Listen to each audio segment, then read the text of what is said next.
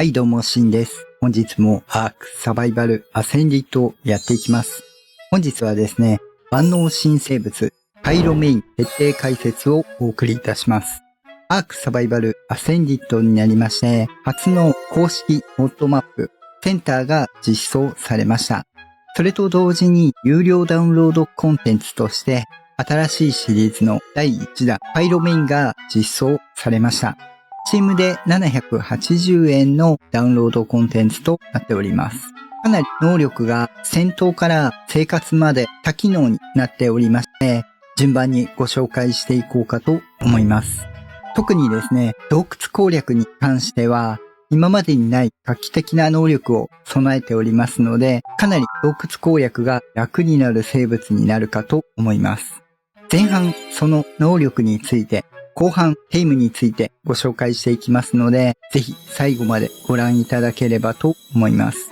普段ですね、アークについてトラップ動画、建築動画、冒険動画、ニュース速報的な情報発信であったり、チュートリアル、アークストーリーなど、アークを楽しむコンテンツをご紹介しております。ちょっとでも面白かったよとか、役に立ったよとかございましたら、ぜひ高評価、チャンネル登録よろしくお願いいたします。では、本編どうぞ。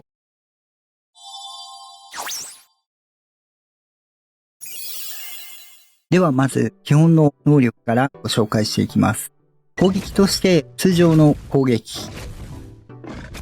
のままの場合は横詰めになります。移動しながらの場合はカミカミということになるんですが、どちらも燃焼攻撃を含んでおります。相手に火炎ダメージを与えることもできますので、通常攻撃プラス燃焼ダメージということになります。続いてセカンダリー攻撃として、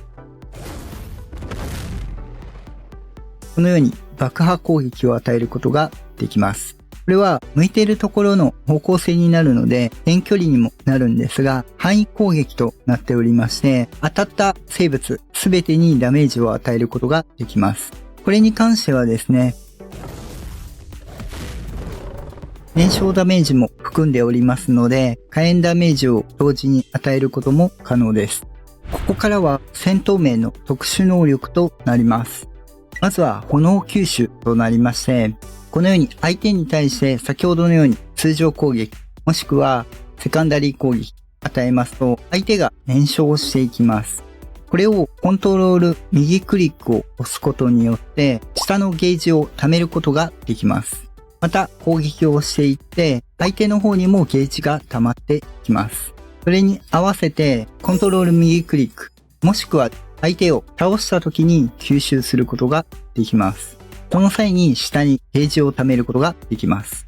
炎吸収に関してはもう一つ能力があります。今現在体力が約3380となってます。この状態で炎攻撃1回与えた状態で炎吸収した場合、このように体力が回復します。回復力も早いんですが、炎を与えまして、この状態で今体力が3540ぐらいあります。吸収しますと4096となっております。これによってですね、体力を炎吸収とともに回復することができます。もちろん倒しても吸収して体力回復しますので、かなり自身の体力回復ができるようになります。通常時の体力回復も早いので、防御力も低くはないんですが、さらに体力回復があることによってかなり長く戦闘が可能な生物となっております。ここから2つ下のゲージを使って行う特殊攻撃があります。一つはセカンダリーを押したまま移動すると、このように火の帯を引くことができます。例えばこれで相手を囲って、この炎に触れたものに炎症ダメージを与えることができます。コントロール左クリックでフレームブーストという形で火力を上げることができます。使っていただくと火力が上がることにもなるんですが、ゲージが減っていきます。これに関しては常時ゲージが減っていくことにはなるんですが、コントロール左クリックで止めることも可能です。フレームブースト使っている間に関しては、コントロール右クリックの炎吸収は使えないことになりますのでご注意ください。炎吸収とブーストは同時には使えないので、撃破した場合に対しても吸収しませんのでご注意ください。倒す瞬間、一回解除して吸収してしまうというのも一つです。続いて、乗っている状態でコントロール C を押すことで、肩乗りバージョンに変えることができます。こんな状態ですね。これはこれで可愛いんですが、同じくコントロール C をしても解除はできません。これは R ボタン長押ししてサークルメニューを出していただくと、このパドルのマークついているやつですね。押していただくと、また乗った状態で非常バージョンに変更することができます。この場合なんですが、コントロール C を押してもですね、肩乗り生物を持っている場合は肩乗りしないので、肩乗り1体しか持てないので、そのまま小さくなるだけになりますのでご注意ください。肩乗り状態でもですね、相手の生物に攻撃指示を与えると、このように炎攻撃を与えることができます。追加でダメージを与えることができます。戦闘時の注意事項なんですが、このようにですね、水辺に入ってしまうと炎が消えて炎攻撃ができなくなります。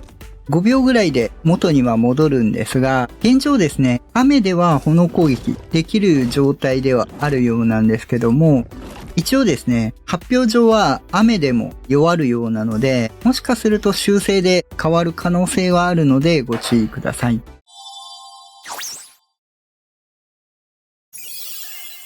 続いて戦闘以外の能力に関して、まずはですね、サークルメニュー開いていただきますと、このように月のマーク選んでいただくとですね、シャドウメインと同じように立った状態と眠っている状態というのが作れます。拠点に置いている時のめでる感じですね。ちなみに、こちらオスですね。こちらメスですね。オスとメスで、オスの方に関しては炎の縦紙がつくようになってますので、少し燃えてる間は見た目が変わってくるという点があります。続いて、サークルメニュー。ここに炎マークがあると思うんですが、オフ、1、2、3と、ここは範囲になってます。この範囲内であればですね、ここにある火を起こすものに関して、火を燃料にしているものは、このように火がなくても炎を灯すことができます。基本的には火を燃料としているものに関してになるので、こちらの焚き火、そして調理鍋、そして精錬炉、火を消しても自動でつきます。ちなみに電気で動いている工業炉などについてはつかないのでご注意ください。特に初期の方とか燃料で火を燃やしたり発火庫燃やしたりするのが大変な場合、特に精錬炉とかは大変だったりするので、パイロメインいるだけで燃料を気にせず火を灯すことができます。もちろんこのようにかがり火であったり暖炉、あと壁掛け松明なども火を燃やすタイプのものになるので、炎を燃焼させることが可能です。明かりとしても使えますので、かなり便利かとは思うんですが、かがり火に炎を灯しますので、卵の孵化とかで使う場合は、すべてのかがり火が炎を灯ってしまいますので、設置で数の調整をしないといけなくなりますので、ご注意ください。炎の点火には食料地を使っているようですので、餓死にはご注意いただければと思います。続いて、パイロメイン。インベントリー内に生肉や霜降り肉を持っている場合、自動で焼いてくれます。さらにですね、そこから干し肉を作ることも可能です。通常干し肉、保存庫に原油入れて、発火粉入れて、こんがり肉や霜降りこんがり肉を入れることによって、干し肉を作成するということになるんですが、原油なくても干し肉を作ることができます。作成スピードも比べてはないですが、体感的に速いような気がします。ただし、フェニックスと違って金属鉱石や木材を焼くことはできないので、あくまで生肉もしくは霜降り肉、あともちろん羊肉など肉関係のみということになりますのでご注意ください。フェニックスとの違いは他のものは焼けないということと、フェニックスでは作れない干し肉が作れるということが違いです。続いて、その糞も特殊でして、燃えた糞ということになってます。重量もですね、通常の糞より少し重いことになるんですが、窒素数という菜園に肥料を与える数値が通常の中型の生物より倍近くあるということになります。大型の糞よりはちょっと低いぐらいの間ぐらいのものですね。通常の肥料が54,000ということになるので、もちろん肥料が一番効率的ではあるんですが、通常の糞よりは効果的な肥料となるものになってます。ちなみにここの説明文は普通の糞の説明文になっているのでご注意ください。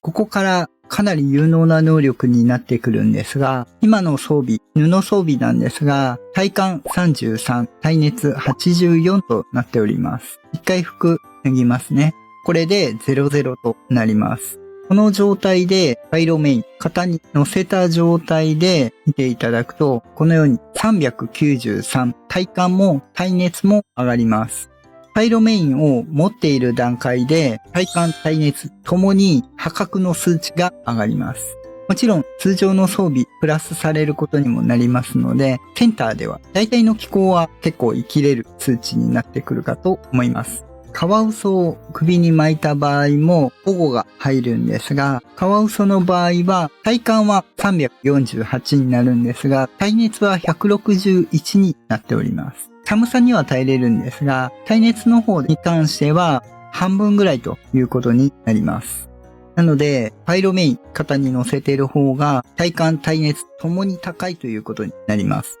さらにこれに関しては、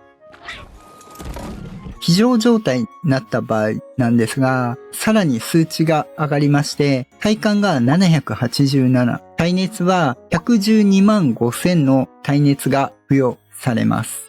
耐熱に関してはとんでもない数値となっております。この耐熱の温度に関してはですね、このように気象状態であれば溶岩の上でも走ることが可能です。外にいるときはそんなに問題ないんですが、洞窟内溶岩引き詰められているところなどもありますので、そこも気にせずに通れるということになります。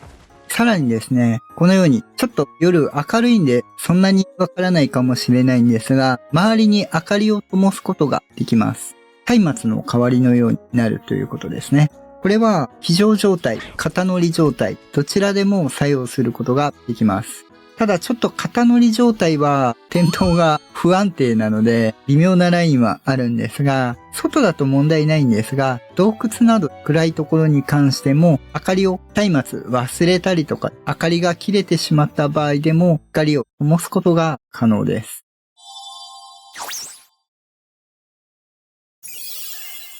以上がパイロメインの能力となるわけなんですが、やはり洞窟攻略に関してサバイバーでしか入れない洞窟などや通れない道などに関しても、このように肩乗りであれば通ることができます。もちろんグラップリングフックとかでの移動も可能になりますので、通れないところは肩乗りで、それ以外通れるところは非常状態で戦闘しながら洞窟攻略をできるので、かなり戦闘として便利になります。さらに明かりもそうですし、耐熱効果、体感効果もありますので、暑い洞窟でも寒い洞窟でもどちらでも一緒に連れて行くことが可能です。戦闘面でも洞窟内での明かりや温度、環境面でも有効的になりますし、さらに大きいのは戦闘をするたんびに体力を回復することが可能ということになりますので、長時間の戦闘が有効的にできるということになります。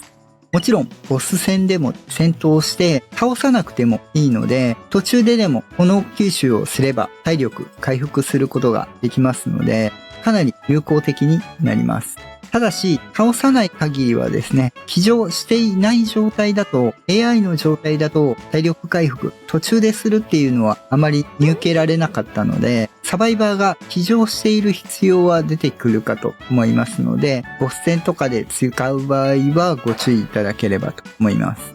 以上がパイロメインの能力の解説となります。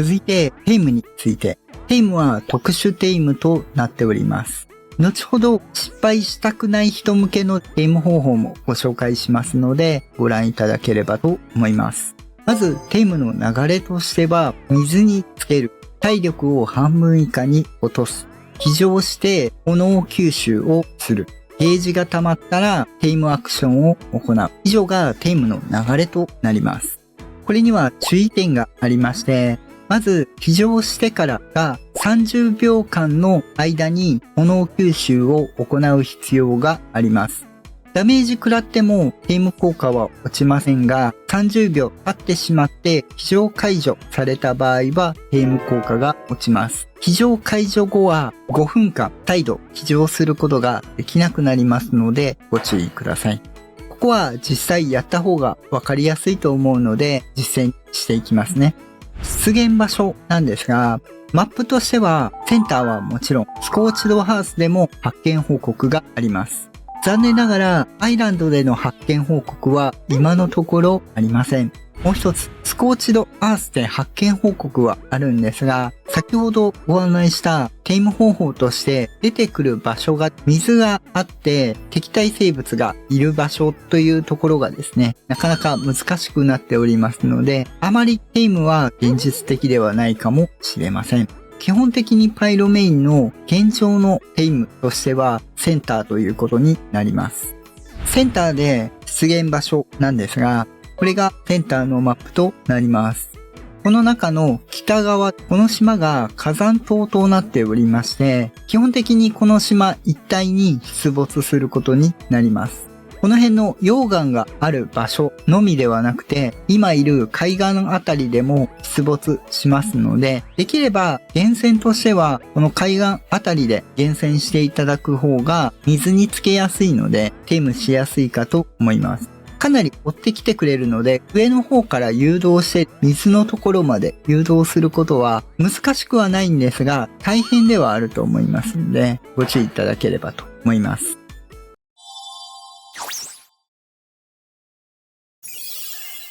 ではですね、実際やっていきますね。まず、このようにパイロメインを見つけていただければ、水につけていただくと炎が消えます。あとはダメージを与えていっていただきまして、体力見えなくても半分いくとこの動きをします。この状態で乗っていきます。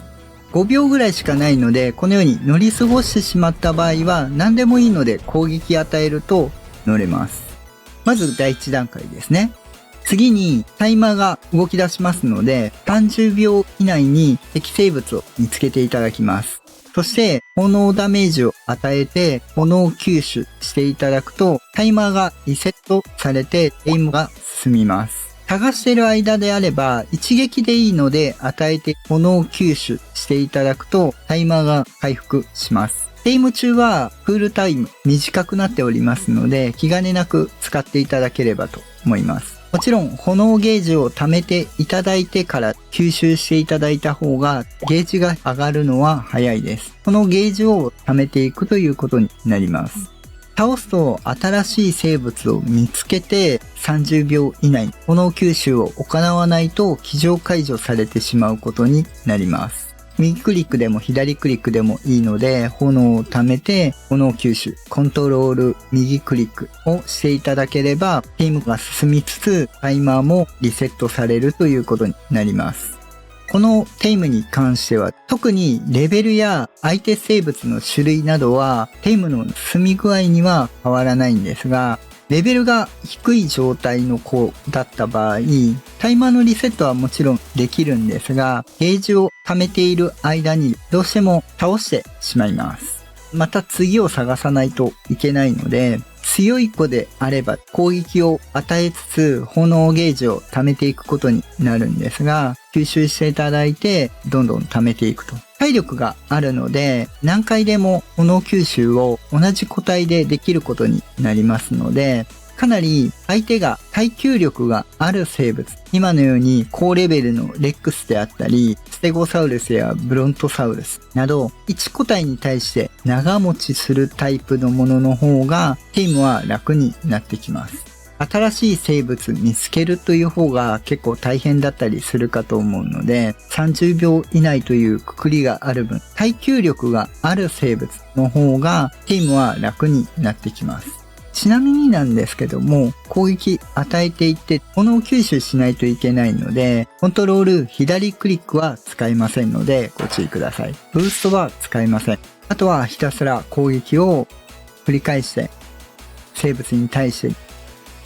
炎ゲージを貯めてそれを吸収するということになります。倒しても吸収はできますので、そこは気兼ねなく攻撃していただいていいです。とりあえずゲージを貯めてそれを吸収するというのをただひたすら繰り返していくということになります。もちろんパイロメイン高レベルだと体力を半分削るっていうのが大変だったりはするんですが、そんなに高いレベルとかでなければですね、このように複数個体、割とこの島であれば出てくると思うので、複数個体をまとめて相手にしてゲームするっていうことも可能です。攻撃されても炎吸収している分回復しますので、基本的に体力削られて死んでしまうっていうことはほぼないかと思います。とりあえず30秒切らないうちに一撃与えて炎吸収。あとはひたすら炎ゲージを貯めて、満タンまで行くとそこから増えないので、満タンまで行ったらとりあえず炎吸収はするようにしましょう。失敗したくない人向けなんですが、基本この島ですね、だいたいラプトルとかその辺湧いてたり、レックスいっぱい湧いてるので、あまり気にせずに次の生物見つけれるとは思うんですけども、やはり周りきれいにしてしまうと最初の炎吸収するのが30秒以内で難しい場合が出てきますので、今はコマンドで出してるんで余裕でやっておりますが、次の生物見つけるっていうのは結構運次第っていうことになります。アルファとか湧いてると逆に耐久力あるのでかなりやりやすいとは思うんですが、場合によってはうまく次の生物が見つけられなくて非常解除されてしまうという可能性がどうしてもリスクとしては出てきます。その場合なんですが、ゲームを開始する前に極力生物を集めておくというのもあるんですけども、どうしてもサバイバーでパイロメインを攻撃して騎乗しないといけない分危険性がはらんできます。なので野生の生物をゲーム開始前にパイロメイン以外に関して簡易トラップなどに捉えておいて何個か作ってそれぞれ捉えておいていただければ比較的ゲームしやすいかと思います。これですね、下のゲージすでに溜まっていて下に出てるんですが、すぐしてしまうと攻撃されてしまいますので、一旦今相手にしているのを倒してから出ているレフトコントロール左クリックでゲーム完了となります。ブーストモードになっているのでもったいないので解除はしておきましょう。ゲーム中注意しないといけないのが、水に入ってしまうと炎攻撃できなくなってしまいますので、必ず水には浸からないように炎攻撃できる状態で戦うというところが重要になってきます。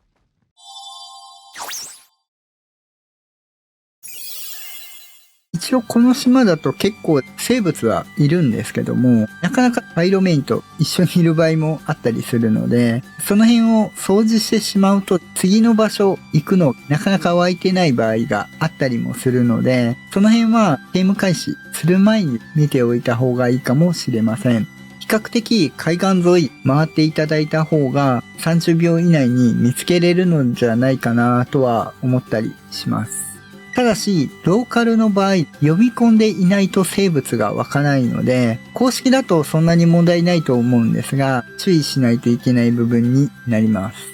隣の両側とかは比較的湧いてたりするんですが、その先行った時に読み込まれてなくて、生物湧いていない可能性があるので、そこはご注意いただければと思います。公式だとそんなに問題はないと思うんですが、なんで確実を期す場合は、このように万能会員トラップとか置いといていただいて、こっち来ましたね。入れていただいて、開けていただいて、今飛びますけどね、飛行生物とかに。捉えていただける間に、パイロメインに誘導して攻撃すると。今ちょっと1体しか入れてなかったですけど、2体まとめて入れちゃうっていうのも一つですし、他の生物とかいろいろ貯めておくっていうのも一つです。これだったら結構簡単に捉えることができますので、比較的貯めていただくといいかもしれません。ただし、パイロメインの近くで捉えるとこのように倒されてしまいますので、ご注意いただければと思います。比較的捉えるんであれば、こういうとこだと隣のブロックぐらいでですね、捉えておくっていうのが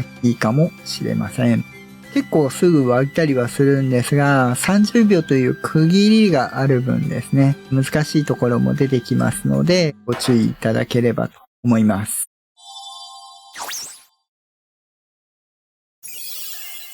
はい、ではいかがでしたでしょうか。本日はですね、急遽実装されました万能新生物パイロメインの徹底解説をお送りいたしました。パイロメインですね、見ていただいた通り、かなりいろんなカラーが実装されておりますので、色集めも結構楽しいところになるんですが、生活も楽になる部分と、プラスアルファ、やっぱり戦闘面がかなり強い生物となっております。特に洞窟攻略に関しては明かりを灯しながら体温調節もしてくれて、さらにどんな場所でもサバイバーが通れるところであれば肩乗せにして通ることができます。もちろんグラップリングフック移動も可能です。溶岩があれば溶岩を通ることも可能です。そして戦闘力もありますし、体力回復もできるので、長距離の洞窟とかでも危険なく戦闘をしながら体力回復して洞窟攻略をしていくことが可能となります。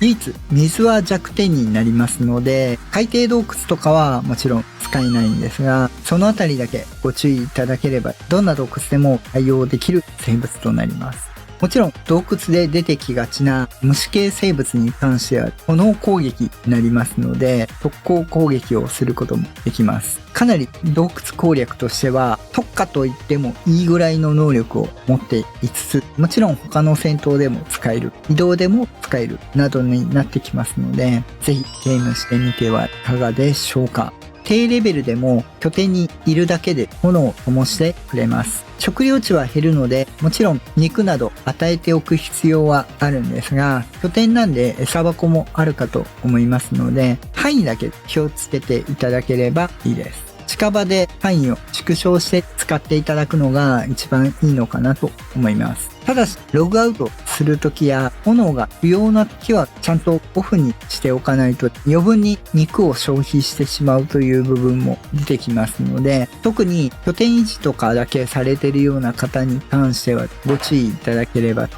思います。頑張ってテームしたのに餓死させてしまうっていうのが悲しい結果になってしまいますので、そこだけはご注意いただければと思います。では本日は以上となります。アークについて困ったことがあれば、ここのチャンネルに来れば解決できるチャンネルを目指して頑張っておりますので、ぜひ高評価、チャンネル登録よろしくお願いいたします。応援したいよっていう方はメンバー登録もよろしくお願いいたします。その他、Twitter や Discord などアークに関わる情報発信、コミュニティなども行っておりますので、詳しくは説明欄ご確認いただければと思います。また次回お会いいたしましょう。